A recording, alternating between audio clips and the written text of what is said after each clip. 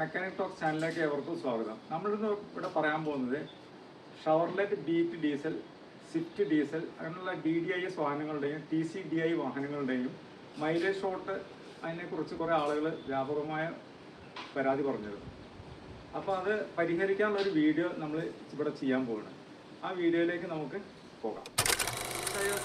നമുക്ക് ഷവർലെ ബീറ്റിൽ തന്നെ അത് തുടങ്ങാം.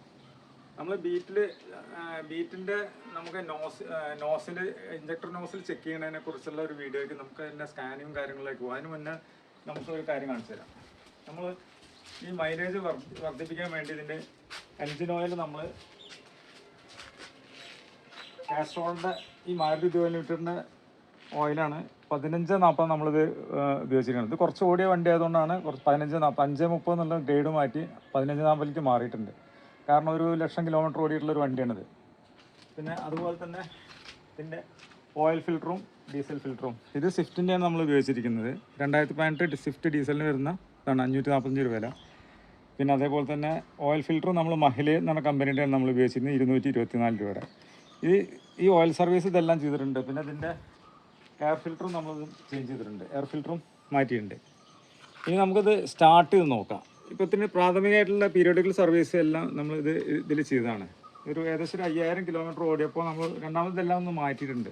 ഒരു ടെസ്റ്റ് ഡ്രൈവ് ആയിരുന്നു 5000 കിലോമീറ്റർ. ആ ടെസ്റ്റ് ഡ്രൈവ് കഴിഞ്ഞ് വന്നപ്പോൾ നമ്മളൊരു 5000 കിലോമീറ്ററിൽ ഇതിൻ്റെ ഈ പറയുന്ന പീരിയോഡിക്കലി മാറ്റേണ്ട എല്ലാ സാധനങ്ങളും മാറ്റി. ഇതിനകത്ത് ഈ PC ഫിൽറ്ററൊക്കെ മുന്നേ ഫിറ്റ് ചെയ്തിട്ടുള്ളതാണ് കേട്ടോ. അതൊക്കെ വളരെ എഫക്റ്റീവായിട്ട് വർക്ക് ചെയ്യുന്ന ഒരു സംഭവമാണിത്. ഇനി നമുക്ക് സ്കാനിങ്ങിലേക്ക് പോവാം.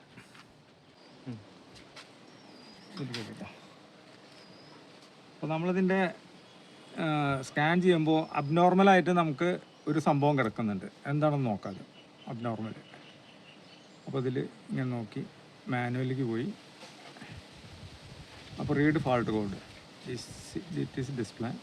അപ്പോൾ ഇതിനൊരു ചെറിയ complaint, fuel temperature sensor circuit high voltage. അപ്പോൾ നമ്മൾ അതിൻ്റെ വയറൊക്കെ സർവീസ് ചെയ്യുന്ന സമയത്തൊക്കെ ഒന്ന് ഇളകിയിട്ടുണ്ടായിരുന്നു. അപ്പോൾ അത് നമ്മൾ ഒന്ന് ഡിലേറ്റ് ചെയ്ത് കളയട്ടെ. Display, fuel temperature sensor, high voltage നമുക്ക് ഒരു കാര്യം ചെയ്യാം. ഇതാ read and clear fault code. Fault code നമ്മൾ അത് കളഞ്ഞിട്ടുണ്ട്. DTC completed. ഇപ്പോൾ ലൈറ്റുകളൊന്നും കത്തണമൊന്നുമില്ല. ഇനി നമുക്കത് ഈ വണ്ടി സ്റ്റാർട്ട് ചെയ്യാം.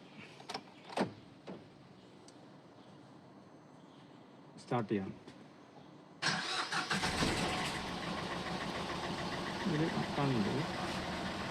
ഇത് ഇതുമ്പോൾ നമുക്ക് ഒരു കാര്യം, വണ്ടി കറക്റ്റായി സ്റ്റാർട്ടായി, ആക്സിലേറ്റർ കാര്യങ്ങളൊക്കെ വളരെ കറക്റ്റായിട്ട് വർക്ക് ചെയ്യുന്നുണ്ട്.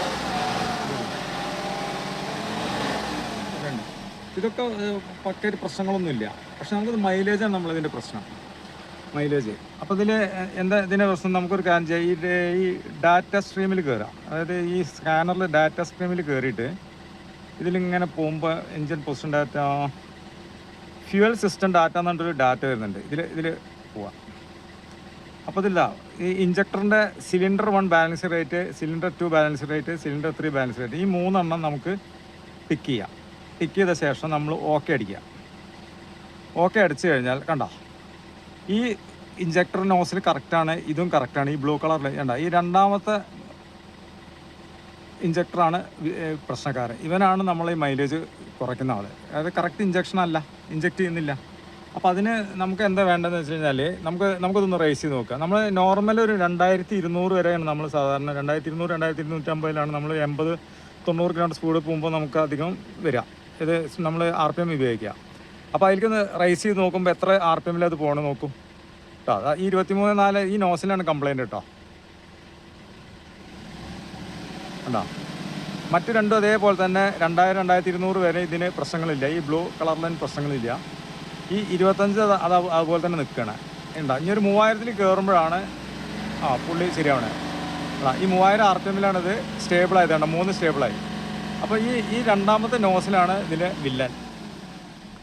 അപ്പോൾ ഇത് മാറ്റി, അല്ലെങ്കിൽ രണ്ടാമത് കാലിബ്രേറ്റ് ചെയ്യുക, എയർ ഗ്യാപ്പ് കറക്റ്റ് ചെയ്യുക. ഇത് ചെയ്താൽ മാത്രമാണ് നമുക്ക് ഈ മൈലേജിൻ്റെ ഈ പ്രശ്നം പരിഹരിക്കാൻ പറ്റുള്ളൂ. അപ്പോൾ നമുക്ക് ഈ രണ്ടാമത്തെ ഇഞ്ചക്ടർ അഴിച്ചെടുത്തിട്ട് നമ്മൾ ചെക്കപ്പിന് കൊടുക്കണം. അപ്പോൾ അതിന് ഞാൻ എന്താ വെച്ച് കഴിഞ്ഞാൽ ഇതുപോലെ ചെക്കപ്പ് ചെയ്ത് റെഡി ആക്കിയിട്ടുള്ളൊരു ഇഞ്ചക്ടർ നമ്മളെ കയ്യിലിരിപ്പുണ്ട്. ഞാൻ കാണിച്ചു തരാം. ഇതാണത് രണ്ടാമത്തെ ഇഞ്ചക്ടർ നമ്മളിതൊന്ന് ശരിയാണ്. ഇത് കോഴിക്കോട് ഒറിയോൺ എന്ന് പറഞ്ഞൊരു ഡീസൽ ക്ലിനിക്കിൽ നിന്ന് നമ്മളിത് സർവീസ് ചെയ്തെടുത്തിട്ടുള്ളതാണത്. ഒറിയോൺ എന്ന് പറഞ്ഞ കമ്പനിയാണ്. അത് ഒറിയോൺ എന്ന് പറഞ്ഞാൽ കോഴിക്കോട് എരഞ്ഞിപ്പാലത്തുള്ളൊരു ഷോപ്പിൽ നിന്നാണ് നമ്മളിത് ശരി. കോഴിക്കോട് എരഞ്ഞിപ്പാലത്തെ ഒറിയോൺ എന്ന് പറഞ്ഞ ഒരു ഡീസൽ ക്ലിനിക്ക് ഉണ്ട് അവിടെ. ഈ ഡീസൽ പമ്പ് നോസിലൊക്കെ ബോഷിൻ്റെ ഓതറൈസ്ഡ് ഷോറൂമാണ്. അതിൽ നിന്നാണ് നമ്മളിത് എടുത്തിരിക്കുന്നത്. അപ്പോൾ ഈ സാധനം മാറ്റിയ ശേഷം നമുക്കൊന്ന് വീഡിയോ എടുത്ത് നോക്കാം. അതിന് പുറമെ നമുക്കിത് കറക്റ്റായിട്ട് ഓടുന്ന ഒരു വണ്ടിയുടെ ഇഞ്ചക്ടറും നമ്മളിപ്പോൾ ഇതിൻ്റെ കൂടെ നമുക്കൊരു വീഡിയോ എടുത്ത് നോക്കാം. അപ്പോൾ ആ വീഡിയോയിലേക്ക് നമുക്ക് പോകാം. ഇതിൽ ഫാൾട്ട് കോഡൊന്നും ഇതിൽ കാണുന്നില്ല, എല്ലാം നോർമലാണ്. ഫാൾട്ട് കോഡൊന്നും ഇല്ല. അപ്പോൾ നമുക്ക് ഇത് വണ്ടി ഒന്ന് സ്റ്റാർട്ട് ചെയ്യട്ടെ.